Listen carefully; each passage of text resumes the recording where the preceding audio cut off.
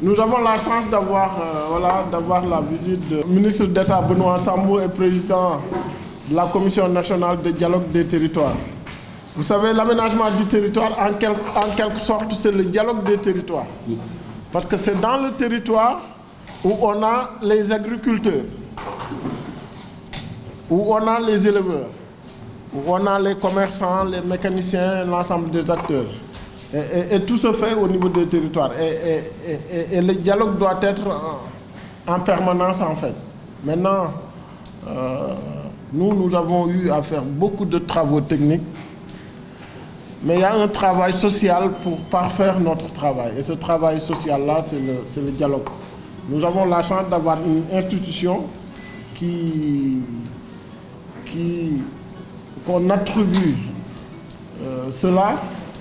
Nous voulons vraiment s'appuyer sur la CNDT pour nous aider à mieux faire notre travail. Monsieur le Président, nous sommes très honorés, très heureux de vous accueillir ici.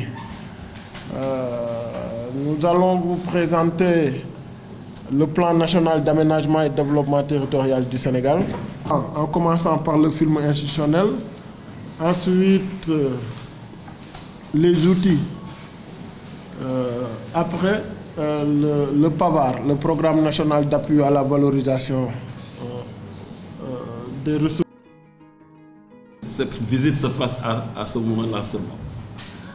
Parce que depuis 2017 que nous avons, novembre 2017 que nous avons confié, le président de la République nous a fait confier les destinées donc, de la Commission nationale du dialogue des territoires à la suite de la disparition donc, de Djibo Leyti Ka et à son âme.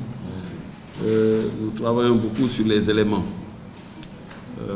de mise en œuvre des visions stratégiques du président de la République, notamment le plan Sénégal émergent et l'acte 3 de la décentralisation.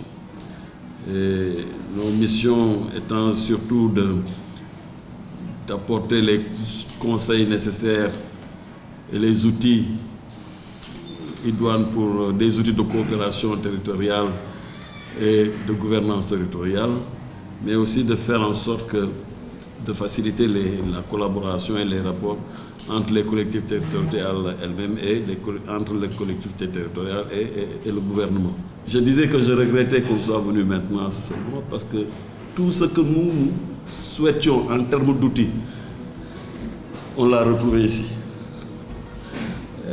Malheureusement, bon, peut-être c'est les difficultés donc d'établir un partenariat fécond entre les différentes structures donc, de l'État qui retardent souvent la mise en œuvre de certaines visions des objectifs et la réalisation de la vision. C'est ce que nous ne faisons pas assez, parce que souvent il y a des contingences qui freinent un peu cette forme de collaboration, malgré que nous avons toujours cherché et voulu souhaiter une collaboration franche avec le ministère en charge des collectivités territoriales. Je crois que cette fois-ci, nous sommes sur la bonne voie, d'autant plus qu'il y a maintenant une convention qui nous lie avec le ministère et ça va faciliter, et j'ai été heureux l'autre jour que le ministre lui-même dise et annonce que vous pouvez maintenant, que toutes les structures du ministère, toutes les institutions, tous les éléments fonctionnels du ministère sont à votre disposition. Et je suis plus à l'aise maintenant de dire je peux tranquillement aller voir mon ami et frère, mon petit frère Digo et Lanat pour appréhender donc le travail qui s'y fait, mais pour qu'on puisse se l'approprier et voir quels sont les éléments de conjonction qu'il peut y avoir entre nos deux institutions. Et je voudrais vraiment en profiter pour vous féliciter pour le travail qui est fait, qui est bien fait. Et ma foi, vous pouvez compter sur nous pour être votre premier avocat maintenant. Merci beaucoup. Parce que vous méritez davantage de considération, parce que vous êtes devenu le centre névralgique décisionnel. Et ça, je me demande si les gens le savent. En tout cas, moi, pour la formation que j'ai acquise et sachant que l'information joue un rôle primordial dans la prise de décision, ce que j'ai vu ici. La question que je me pose souvent, mais est-ce que voilà, les gens savent ce qu'il y a ici réellement? Et compte tenu de cela, vous pouvez compter sur mon engagement à vos côtés. Parce que ce n'est même pas pour nous, mais c'est pour le Sénégal. Parce que tous les éléments aujourd'hui de mise en œuvre d'une décision stratégique se retrouvent ici. Que ce soit sur le plan de la sécurité, sur le plan de l'aménagement du territoire, sur le plan du management, sur le plan, en tout cas sur tous les secteurs qui doivent contribuer à un Sénégal émergent. Moi, j'ai retrouvé ça ici. Autant les structures de l'armée sont protégées, autant aujourd'hui, l'ANAT doit être valorisée et protégée comme instrument majeur de prise de décision. Voilà. Merci beaucoup en tout cas pour l'accueil. Nous sommes très satisfaits par ce que nous avons. Le rayonnement même de ce partenaire-là, c'est à partir de là-bas que j'ai dit qu'on a beaucoup de ressources, mais on n'a pas encore compris en fait. Il y a un arsenal, le juridique qu'on est en train de construire aussi par rapport au PAVAR.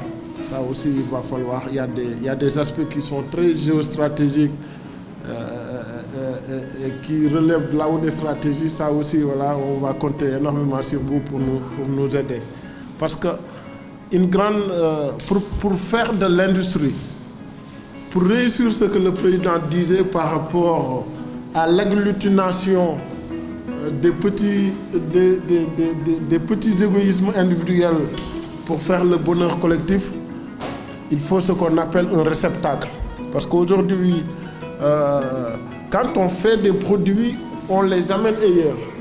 Il y a des produits qu'on peut transformer et amener directement sans intermédiation. Mais il y en a d'autres qu'on ne peut pas transporter sans intermédiation. Ce sont les produits périssables, par exemple. Il y a une chaîne de froid à faire, il y a toute une logistique et la grande distribution. Les supermarchés, souvent, ils peuvent stocker et en même temps, ils ont des chaînes de froid. Les petites boutiques qu'on a n'ont pas de stock, n'ont pas de chaîne de froid. De ce fait, si on fabrique quelque chose qui avoisine 1 tonne, on ne peut pas l'écouler dans une boutique. Alors que si on va au champ, on peut l'écouler. L'objectif aujourd'hui pour les Sénégalais, c'est d'avoir toute la technologie de la grande distribution. Le Sénégal a fait un grand bond qualitatif par rapport à son développement. Il manque juste quelques petits mécanismes à mettre en place. C'est de la réglementation.